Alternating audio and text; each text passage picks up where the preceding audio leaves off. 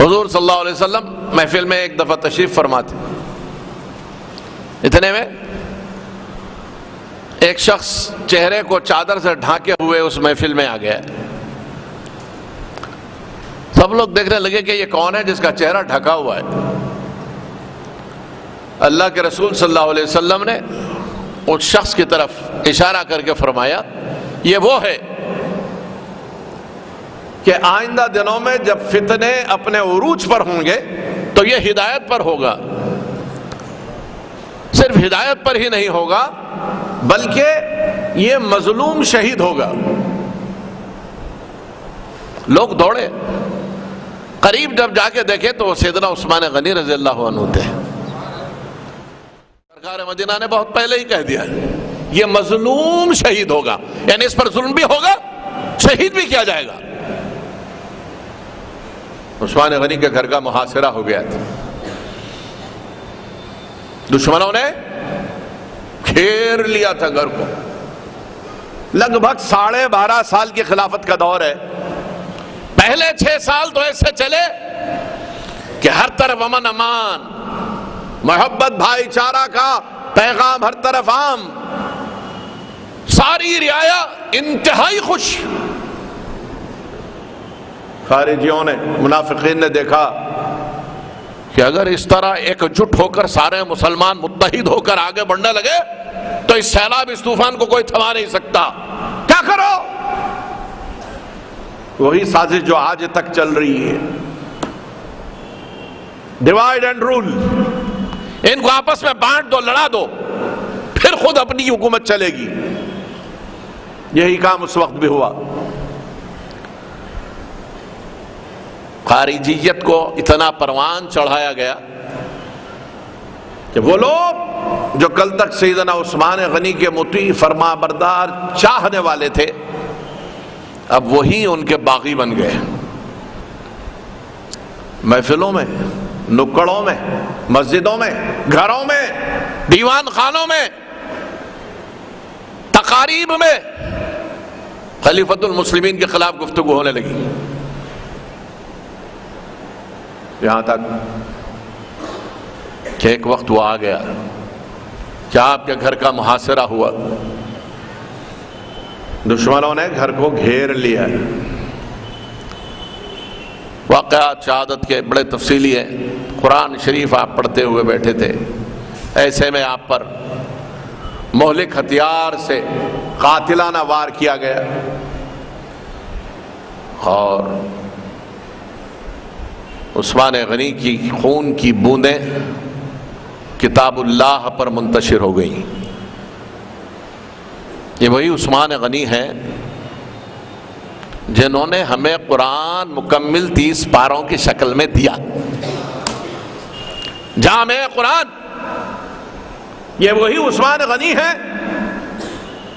نہ صرف جن کے جنتی ہونے کا رسول اکرم نے مجدہ سنایا، بلکہ یہ فرمایا کہ عثمان میرا محبوب ہے، اور یہ بھی فرمایا کہ کل جب ابتلا، فتنے اپنے عروج پر ہوں گے، یہ تنہ تنہا ہدایت پر استقامت کے ساتھ ان سے نبرد آزما ہوگا۔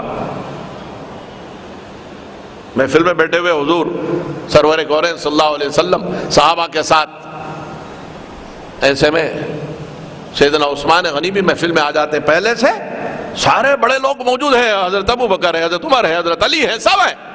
جیسے ہی عثمان غنی آئے، حضور صلی اللہ علیہ وسلم نے اپنا لباس سمیٹ لیا، زانو بدل دیے، پہلو بدل لیا۔ لوگ حیران ہو کے دیکھنے لگے، سرکار مدینہ ایک انبساط والے عالم میں، صحابہ کے ساتھ، صحابہ کے جھرمٹ میں یہ اچانک تبدیلی۔ مسکرا دیے، فرمایا دیکھتے نہیں عثمان آ رہے، دیکھتے نہیں عثمان آ رہے ہیں، یہ وہ ہے کہ جس سے فرشتے بھی حیا کرتے ہیں، اسی لیے میں نے اپنا لباس بھی عثمان کے لیے سمیٹ لیا ہے۔ اللہ اکبر۔ حضرت بی بی رقیہ، پھر بی بی ام کلثوم، یہ کیا بات؟ پہلے ان کا انتقال ہوا جو حضرت عثمان غنی کے عقد میں تھی، تو سرکار مدینہ نے اپنی دوسری صاحبزادی بھی پھر ان کے عقد میں دی۔ تاریخ میں کسی مومن کے حق میں حصے میں کسی نبی کی 2 بیٹیاں نہیں آئیں تاریخ میں۔ ایک واحد ذات ہے عثمان غنی کی کہ ایک کے بعد دوسری صاحبزادی کا رسول اکرم کی آپ سے عقد ہوا۔ سید الانبیاء کی 2 صاحبزادیاں، نورم میں نور اللہ کی 2 صاحبزادیاں حصے میں آئی، اسی لیے عثمان غنی کا لقب ہو گیا ذو النورین، 2 نور والا، 2 نور والا۔ آپس میں لوگوں نے جب دوسری زوجہ محترمہ جو حضور کی دوسری صاحبزادی تھی ان کا بھی وصال ہو گیا تو لوگوں نے آپس میں چیمی گویاں کی۔ آج بھی لوگ کرتے ہیں نا اسی گفتگو، وہ عثمان کو راس نہیں ہے نبی کی بیٹیاں، اور نبی کی بیٹیوں کو عثمان کا گھر راس نہیں ہے۔ ایک کا انتقال ہوا، دوسرے سے عقد کیے، دوسروں کا بھی انتقال ہو گیا۔ کاش اللہ کے رسول دوسری صاحبزادی کو ان کے حصے میں نہ دیے ہوتے۔ سرکار مدینہ کو جب یہ تانے تشنوں کا پتہ چلا تو سرکار جلال میں آ گئے اور فرمایا سنو لوگو، یہ میں نے تو 2 ہی بیٹیاں عقد میں دی، 40 بیٹیاں مجھے ہوتی اور ایک ایک کر کے عثمان کے عقد میں دیتا اور سب گزرتے جاتی تب بھی میں خوش رہتا۔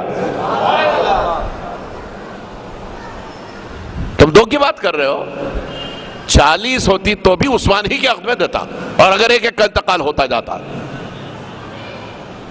سیدنا عثمان غنی وہ ذات ہے جن کو بیعت رضوان کے وقت مکہ معظمہ کو ایلچی بنا کر حضور نے روانہ کیا، اور ادھر صحابہ سے بیعت لینے کا حکم آیا، جو آیت مبارکہ میں نے آج تلاوت کی، ان الذین یبایعونک انما یبایعون اللہ ید اللہ فوق ایدیہم، بے شک وہ لوگ جو آپ کے دست حق پرست پر بیعت کر رہے ہیں ان کے ہاتھوں پر اللہ کا ہاتھ ہے۔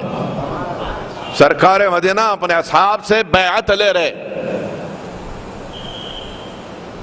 سارے صحابہ ایک ایک کر کے آتے جاتے، حضور کے ہاتھ میں ہاتھ دیتے، سیدھا ہاتھ ان کا نیچے ہوتا، حضور کا سیدھا ہاتھ ان کے ہاتھ پر ہوتا، حضور سب سے بیعت لیتے، اور اس کے بعد فرمایا کہ میں نے عثمان کو بھیج دیا ہے، عثمان اس محفل میں نہیں ہے، لہذا عثمان کی بیعت میں خود لوں گا۔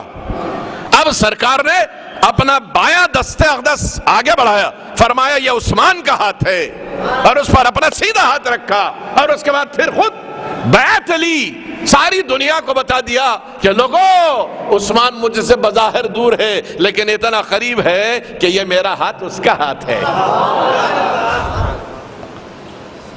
حضرت عثمان غنی کی طرف سے خود بیعت لی،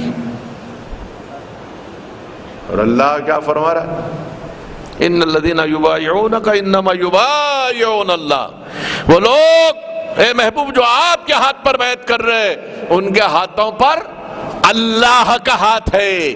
دنیا تو دیکھ رہی ہے کہ صحابی کا ہاتھ ہے نیچے، رسول کا ہاتھ اوپر ہے، اللہ فرما رہا ہے نادانو یہ میرے محبوب کا ہاتھ ہے جو مجھ سے جدا نہیں ہے، تمہارے ہاتھوں پر اللہ کا ہاتھ ہے۔ ان خوش نصیبوں میں عثمان غنی ہیں جن کی طرف سے سرکار نے بیعت لی، اور کئی موقعوں پر واقعات تو بہت ہے، عثمان غنی کے لیے نہ صرف بشارتیں سنائی بلکہ خوشخبری سنائی، اور یہ فرمایا کہ عثمان نے آج اسلام کے لیے وہ کام کیا ہے کہ آج کے بعد اسلام کو کوئی فیض ضرر نہیں پہنچائے گا۔ 2 مرتبہ سرکار نے یہ ارشاد فرمایا، جیش اسرا کے وقت جب اسلام کو پیسے کی ضرورت تھی اور بڑی تنگی میں کٹ رہی تھی، عثمان غنی 1000 درہم نقد اور اس کے سوا سامان حرب بے شمار لا کے سرکار کے قدموں میں ڈال دیے۔ سرکار نے وہ دراہیم اٹھائے اور بار بار ایسا الٹ پلٹ فرماتے تھے، حدیث میں ہے کہ سرکار انہیں الٹ پلٹ فرماتے اور مسکراتے جاتے اور فرماتے کہ عثمان کے لیے جنت میں اعلیٰ محل ہے، اور عثمان نے آج وہ نیکی کی ہے کہ اب اس کے بعد کوئی عمل ضرر نہیں پہنچائے گا اسے۔ اسی طرح بیر روما کی خریدی کے وقت وہ چشمے کے جو دام ہوتے، جو اخراجات ہوتے، عثمان غنی نے ادا کر دیے. تب بھی سرکار مدینہ نے انہیں خوشخبری سنائی.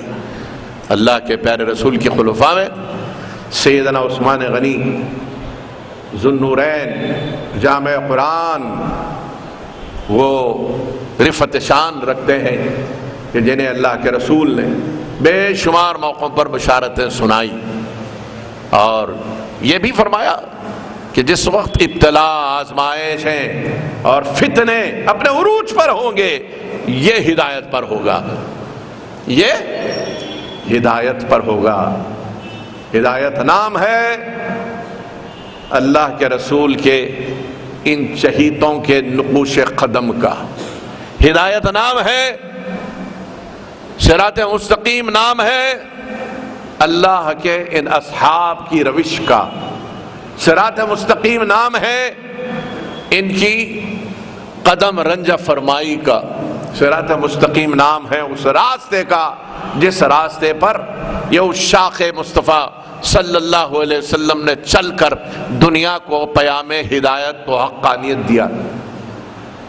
ان سے ہٹ جاؤ تو پھر نہ دین، نہ اسلام، نہ حدیث، بلکہ میں کہوں کہ قرآن کی صیانت، تحفظ اور جمع قرآن کا مرحلہ اگرچہ کہ سیدنا ابوبکر صدیق کے دور سے شروع ہو چکا تھا، لیکن اختتام اس کا آخری مرحلہ سیدنا عثمان غنی کی کاوشوں کا نتیجہ. یہی وجہ ہے کہ آپ کو جامع قرآن کہا جاتا ہے. اور جو قرآن میں رکوع کا نشان ہے، عین جو لکھی جاتی ہے، اس کے بارے میں بھی تدوین قرآن کے موضوع پر جن لوگوں نے کتابیں لکھی وہ بتاتے ہیں کہ یہ حضرت عثمان غنی رکوع سے پہلے جتنا قرآن پڑھتے تھے اس کے حساب سے یہ عین کا نشان بنایا گیا. یا تو یہ رکوع کا آخری حرف ہونے کے اعتبار سے عین ہے، یا عثمان کا عین ہے. بھلے ہی کچھ ہو، جامع قرآن ہے سیدنا عثمان غنی، اور ان کی کاوشیں اسلام اور اسلام کی ترقی کے لیے آپ کا دور ابتدائی 6 سال تو بہت سنہرا دور رہا، لیکن اس کے بعد دشمنوں نے سازشیں رچانی شروع کی، اور پھر وہ وقت بھی آیا کہ آپ بھی جامع شہادت نوش کرتے ہیں.